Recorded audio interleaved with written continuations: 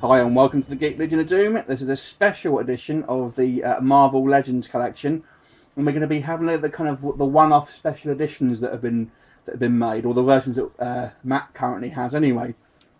So they tended to do a few of these different ones. This was after the Toy Biz lines. This is when they sort of switched to the kind of the other manufacturer. They tended to do this a little bit more. So we'll start with this one. So as you can see here, this is a 25th silver anniversary, so we've got basically a kind of almost a solid silver plastic version of Wolverine, and there is 25,000 of these made worldwide, and as you can see here, it was a Toys R Us exclusive. What are your thoughts on this figure, Matt? Yeah, it's silver. You can have it in any colour you like as long as it's silver. Yeah, it's okay. I mean, it's purely just you know, anything which is kind of anniversary limited edition, you know, is one of 25,000. Is that particularly limited edition? I mean, you know, I don't know how many they would normally produce in a thing. Maybe they normally do. It's probably slightly less than I guess a normal. Yeah. I mean, it's clearly not a playable action figure. It's just this one is purely made for collecting. Yeah. So this version of Wolverine is a Target exclusive, and actually is the X-Force Wolverine with his kind of black costume on, which I think is actually better than his standard yellow and black costume. And this was actually part of the Red Hulk Build-A-Figure. Now this was I guess it's just a variant, but this was only in the Target stores in the US. So it's kind of a special edition because of that.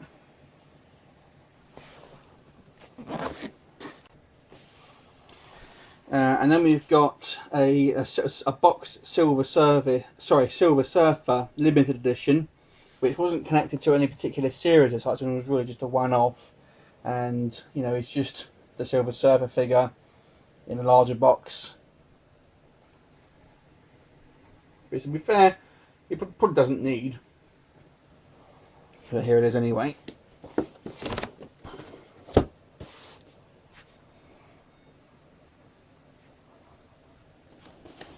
So next one is again a Toys R Us exclusive, and the Black Queen, Madeline Pryor, I think her name is.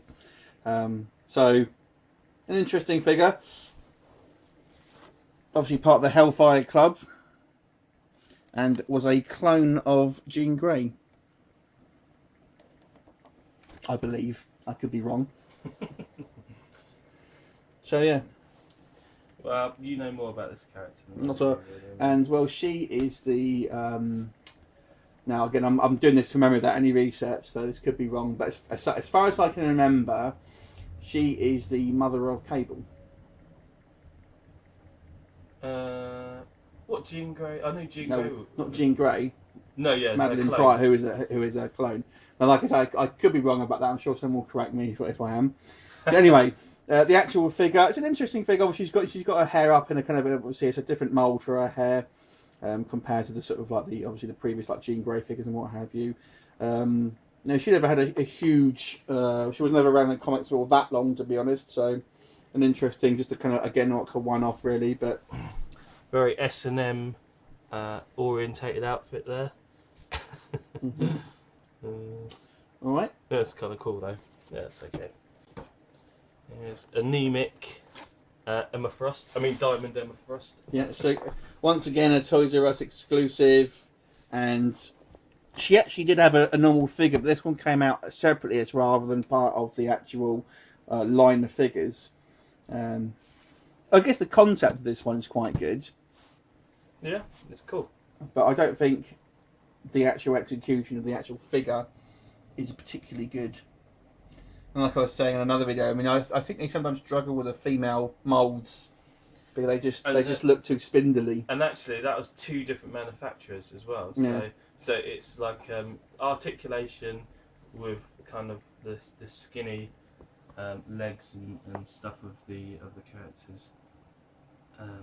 I mean, look, she's got those impossible female dimensions, you know, which sort of kind of span from that Barbie kind of looking figurine, but I suppose with Barbie dolls, not that I'm an expert on Barbie dolls, you know, they moulded all the legs in fixed position, I suppose, to make them look better, and the arms and stuff like that. So cool. What we got next?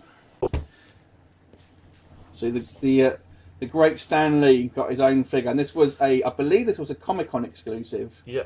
And they did one for She-Hulk, so which I had, which was quite good. No lawyer costume. This one's obviously Stan Lee.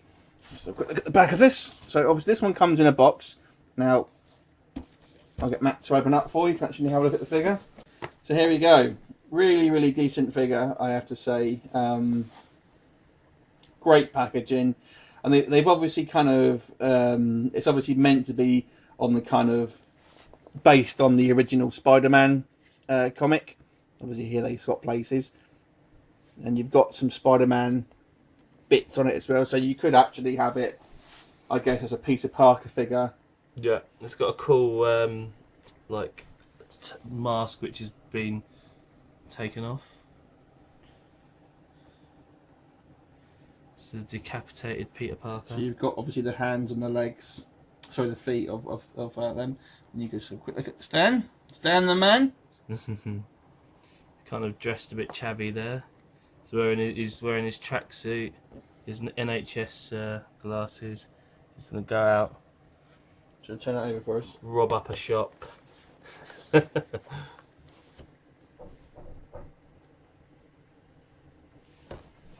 you go.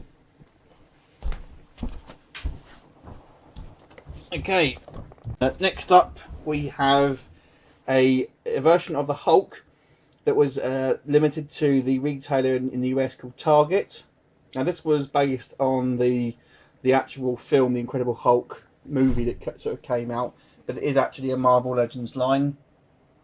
So you've got very different packaging for this one. He's got a really strange face though, so I'm going to try and get in here without reflecting too much. Very, very odd face. Looks grumpy as hell, which I suppose goes with the Hulk.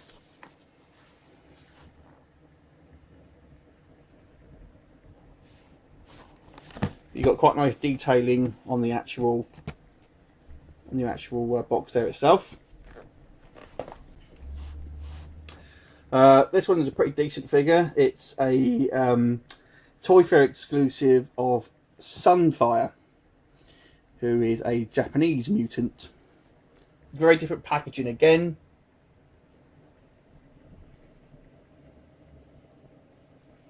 But quite a good figure. Quite a kind of unique looking figure, I have to say. He's got sort of flame detailing on him. If you have a look at the picture on the back there, the actual paint job is it's a solid paint job. When you have a look at the figure, they actually use a kind of semi-transparent plastic. So I'm not sure if there's multiple versions of this one, as you can see on there, but the translucent one is probably a little bit better. And then finally, we've got a previews exclusive Ultimate Wolverine, which basically was essentially the variant for that particular range of figures, and basically just had a different paint job. So the color palette was slightly different. It's kind of more a bluey color scheme compared to the standard black one, which is on the standard figure, which you can see there. So I guess it was really the variant for that range, but it was actually, as I say, a previews exclusive. So what's your favourite special edition figure that we've shown you? Leave us a comment and we'll look forward to seeing you next time. Bye for now.